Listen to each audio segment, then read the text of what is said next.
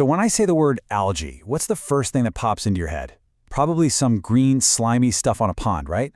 Well, get ready because we're about to dive into a world that is way more extreme, way more complex, and honestly, just a lot more fascinating than you probably think. Let's start with a little riddle. What kind of life form is tough enough to thrive in boiling water, hardy enough to paint entire mountainsides red with snow, and clever enough to live inside the shells of snails? I mean, it sounds like something straight out of science fiction. And the answer is algae. Yep, you heard that right. From scorching hot springs to the gills of a fish, it's all algae. The very same group of organisms we usually just write off as pond scum. The truth is, these guys are one of the most widespread and adaptable forms of life on the entire planet. So, let's get into what really makes them tick.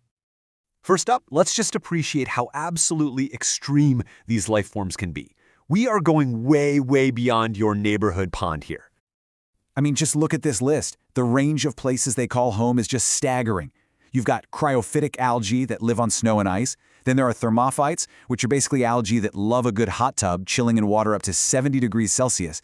They team up with fungus to create lichens. Some are even parasites, causing diseases like red rust on tea leaves. And get this, endozoic algae literally live inside animal tissues. It's an incredible display of, I'll live wherever I want. Let's just focus on one of those for a second, because it's so cool. Cryophytic algae. Picture this, you're hiking high up in the mountains and you see these huge patches of red snow.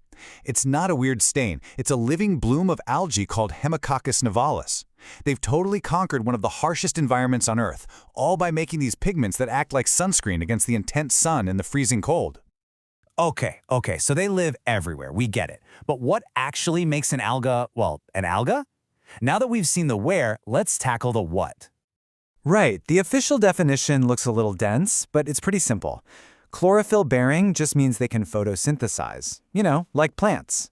Autotrophic is the fancy science word for makes its own food. And thalloid, that just means they have a super simple body. No true roots, no stems, no leaves like you'd see on a tree.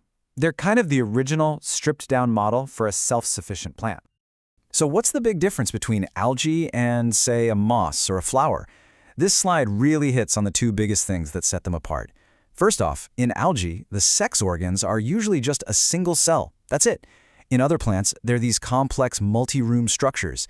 And second, this is a big one, after fertilization, algae don't form a little baby embryo. The new organism just starts growing. That's the bright line that separates them from the rest of the plant kingdom. Okay, let's talk about structure, because algae don't just have one look. They build themselves in this mind-boggling variety of shapes and sizes. It really is like they're playing with nature's microscopic Legos. You can see this beautiful progression in how they're organized. You can start with the most basic form, one single cell doing its own thing. Or those cells can decide to team up and form a colony. Or they can line up, one after another, to form a long thread, kind of like a string of beads. And then you get to the most complex forms, where they divide in all directions to create these big leafy structures we call seaweed. I'm talking giant kelp that can grow up to 70 meters long. And even when they're in a colony, they have different styles. You've got the coenobium, which is super organized with a fixed number of cells, all in a very specific arrangement. Think of it like a perfectly drilled marching band. And then you have the palmelloid form, which is much more casual. It's just an irregular bunch of cells all hanging out together in this kind of gooey blob. All right, so we know what they are, we know what they can look like, but how in the world did they become so successful? How did they get everywhere? The final piece of this puzzle is all about their secrets to survival. It turns out algae have a three-pronged attack plan for taking over the world. The most common method is vegetative. A piece just breaks off, and boom, you've got a whole new individual. It's simple, it's effective. Then you have asexual reproduction using these specialized spores. And finally, there's sexual reproduction, where they mix up their genes, just like more complex life forms do.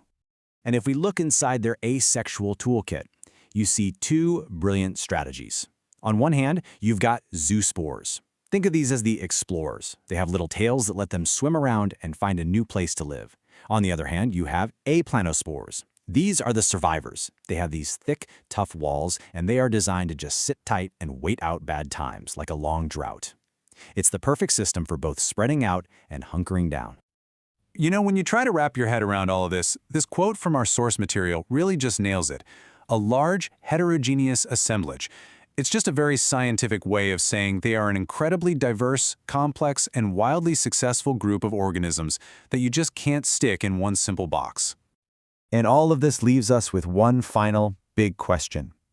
Algae have been on this planet for billions of years, surviving through pretty much every challenge you can imagine.